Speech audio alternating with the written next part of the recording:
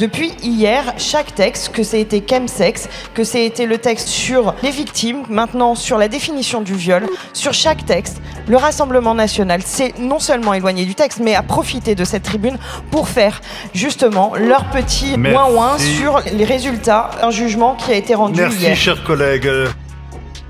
Je voulais vous parler de ce qui s'est passé hier en hémicycle. C'était une grande journée de féminisme puisque nous avons voté 2 textes. Le premier contre la culpabilisation des victimes qui viennent porter plainte pour des faits de violence sexuelle ou d'agression ou de viol. Des personnes que l'on culpabilise parce que finalement elles l'auraient bien cherché d'une manière ou d'une autre. Et donc pour arrêter ça, nous avons voté un premier texte et un deuxième texte pour introduire la notion de non-consentement dans la définition du viol. Nous rejoignons une grande partie des pays européens qui ont déjà adopté cette nouvelle définition. Et nous sommes donc très fiers mais aussi très en colère parce qu'hier le Rassemblement national s'est servi de ces 2 moments forts pour non pas prendre la parole sur les 2 textes dont je viens de parler, mais pour pleurnicher, ni plus ni moins, sur les décisions judiciaires qui ont été prises à l'encontre de Marine Le Pen et des 8 assistants parlementaires qui ont été déclarés coupables de détournement de fonds.